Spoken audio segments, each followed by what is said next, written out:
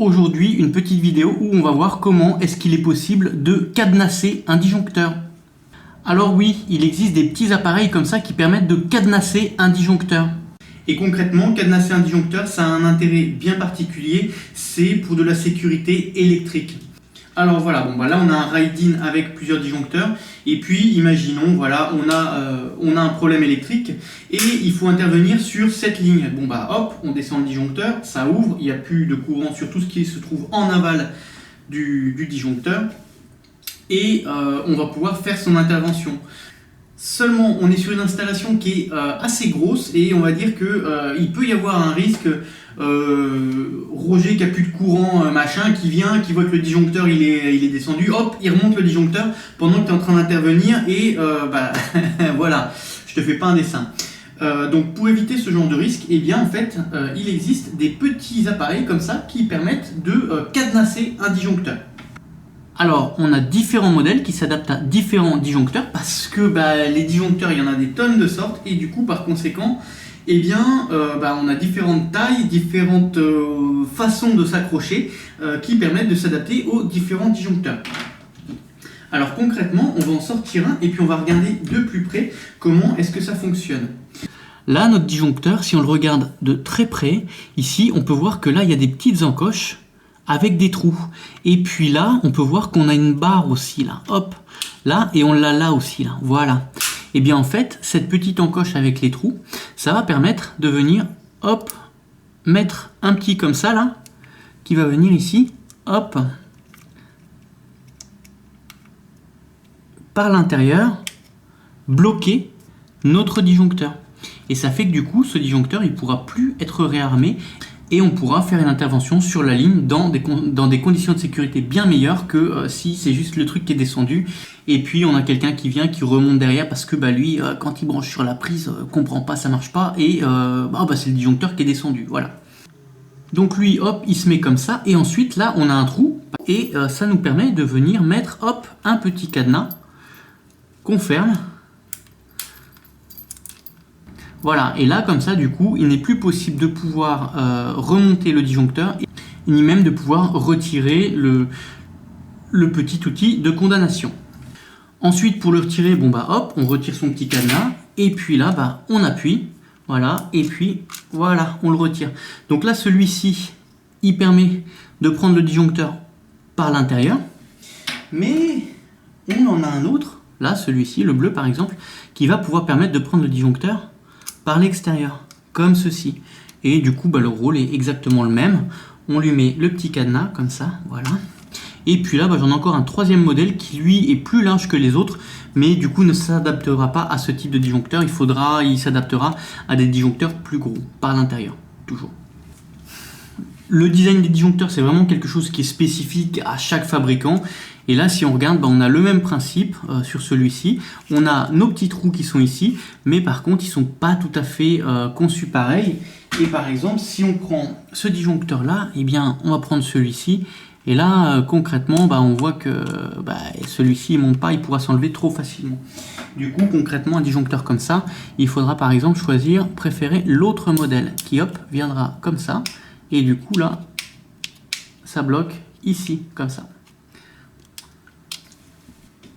Alors, une vidéo qui présente des petits appareils de condamnation comme ça pour disjoncteurs, ça va générer deux types de critiques dans les commentaires. Ça va générer des critiques de la part des personnes qui ne connaissent pas ces produits et de la part des personnes qui connaissent ce produit et qui connaissent les procédures. Alors déjà, on pourrait se dire, oui, ça sert à rien, il suffit d'avoir une armoire que tu peux fermer à clé ou de mettre un petit panneau, de dire ne pas remonter le disjoncteur et ça suffit. Non, ça suffit pas. On va prendre un exemple bien concret. Imaginons. Allez, on va faire un petit dessin sur le tableau. Alors voilà mon joli dessin.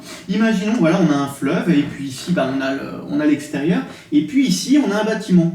Voilà, et là on a hop, le rez-de-chaussée et puis tout ça, c'est des niveaux de parking souterrain classique. On se trouve sous le niveau de l'eau, il faut que l'eau puisse rentrer et puis on va prévoir au dernier niveau un puisard avec une pompe de relevage, hop, qui va réévacuer l'eau dans le fleuve. Pourquoi est-ce qu'on fait ça? Parce que si on était complètement étanche, eh bien on se trouverait, en se trouvant sous le niveau de l'eau, eh bien on aurait la poussée d'Archimède qui ferait ressortir notre bâtiment de ses fondations. Et du coup, le bâtiment, ses fondations, elles se soulèveraient. Donc du coup, il faut que l'eau puisse entrer. Et du coup, il faut pouvoir évacuer cette eau. Bon, imaginons, on a ce bâtiment, il a une durée de vie.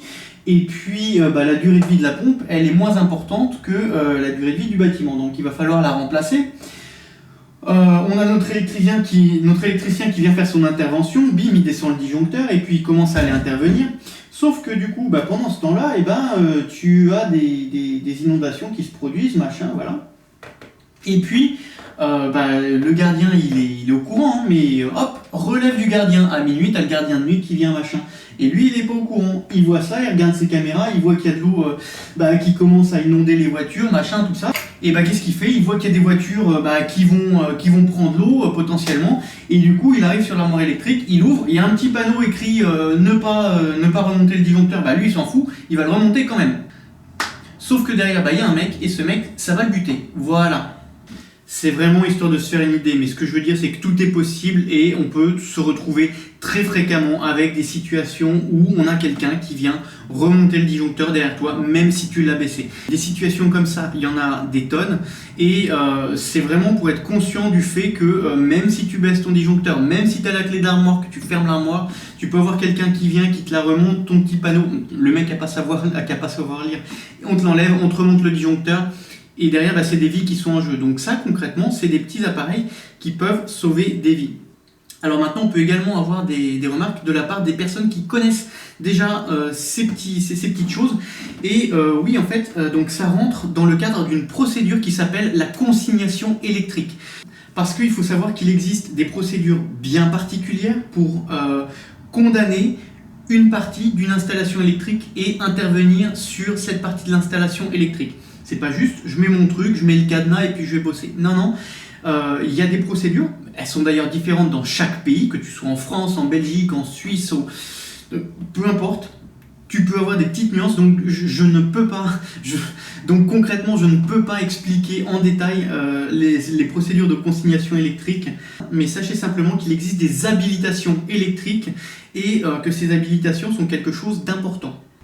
On a conscience de ces habilitations, surtout lorsqu'on bosse dans le domaine industriel, ce qui était mon cas, parce que concrètement, le milieu industriel, c'est pas juste je descends mon disjoncteur ou je ferme une vanne aussi.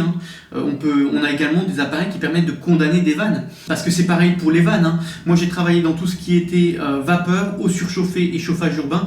Bon, concrètement, c'est pas juste on arrive et puis on ouvre la vanne comme ça. Non. Quand on ouvre une vanne, s'il y a un mec qui intervient à 300 mètres au bout du site industriel, il a le tuyau face à lui, concrètement on ouvre la vanne, il se prend une décharge de vapeur, le mec ça le bute concrètement. Donc voilà, on est sur le chantier et puis on commence à produire de la vapeur là.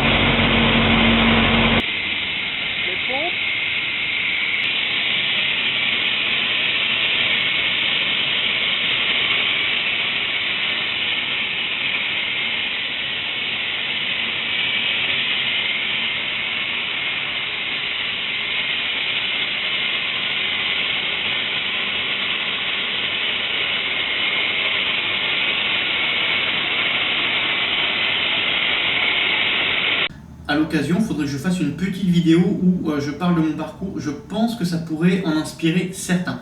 Mais revenons-en à notre sujet. Donc oui, il existe également des appareils pour faire la condamnation des vannes, des appareils pour faire la condamnation des appareils électriques.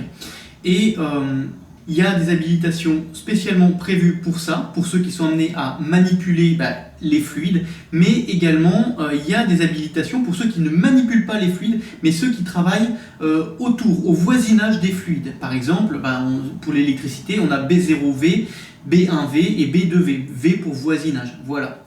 Et du coup, je vais faire une parenthèse là-dessus parce que je pense que ces habilitations sont extrêmement importantes. On est actuellement en période de crise. On a des personnes qui perdent leur travail et puis on a des personnes qui ont des droits à la formation mais qui ne savent pas forcément quoi faire comme formation. Prenons par exemple un peintre. Concrètement, le mec il est au chômage, il envoie son CV, il répond à une annonce. Il y a d'autres peintres qui ont répondu à l'annonce. Celui qui a l'habilitation qui lui permet de travailler au voisinage de l'électricité, ça veut dire que l'électricien va lui ouvrir l'armoire électrique et il a le droit de venir peindre autour des disjoncteurs. Concrètement, le patron qui voit le CV d'un mec qui a une habilitation pour travailler autour de l'électricité, il le prendra en préférence face à une personne qui ne l'a pas. Mais ça vaut pour tout. C'est pareil pour une habilitation avec les nacelles pour travailler à 10 mètres de hauteur ou pour... Voilà.